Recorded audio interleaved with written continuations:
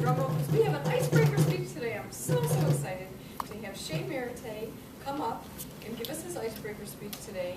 It is low cost, high quality, or differentiation. Please welcome Shay Merritte.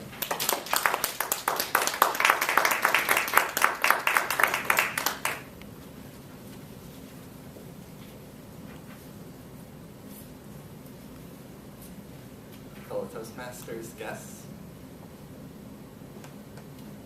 low cost, differentiation, high quality. My first day of strategy class 101, I learned that these were the three overarching strategies that a company can use to set their agenda. A couple weeks later, I was having drinks with some friends, and we were talking, and I realized, oh, this also kind of explains how we can choose to run our lives as well.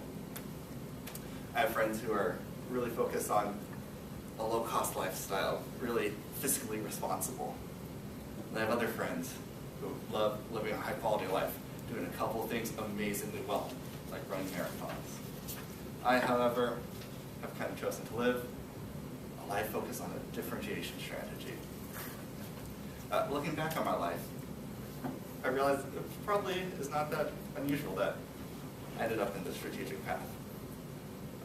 Growing up, I was the only African-American and Jewish child I had known besides my sister until I went to college a couple years later.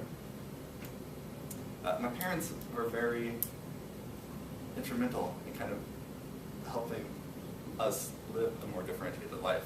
While their kids were playing sports and taking piano lessons, my sister and I took harp lessons.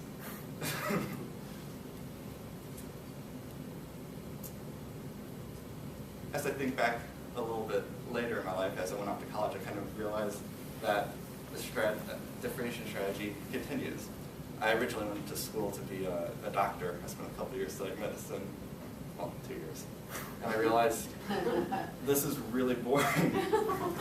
So I decided to switch into the design school, which was a drastic change from many of the people who were in those lecture halls with me.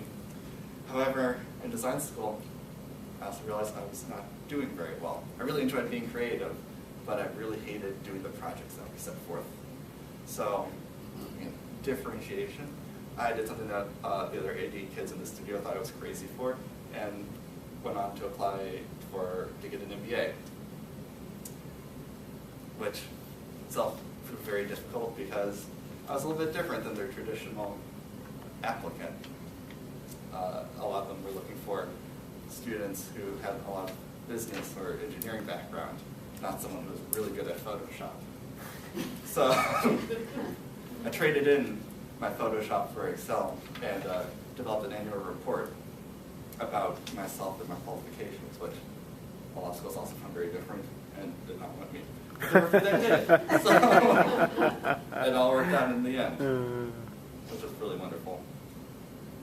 And so, to this day, I really draw on these experiences. I really think that I should accept that I'm living life in a different way than other people and really focus on continuing to do so.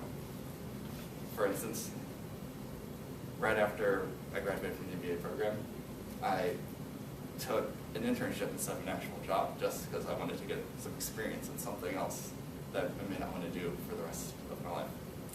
And at the same time, while I was in this internship, one of my friends called me up and said, let's start a suit company.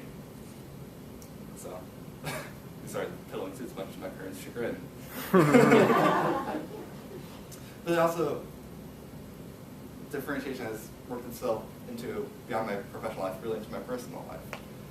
Again, I wear a suit and tie, or a jacket and tie almost every day, because it's really different than a lot of people who enjoy the casual nature of dress. And unfortunately for people I go out to dinner with, I hate eating at the same restaurant more than once, because what's the point? We need to try something different. So, as I end, I would like to just remind you that there's nothing wrong with doing something that is low cost or high quality. But I choose to live my life in a differentiated manner.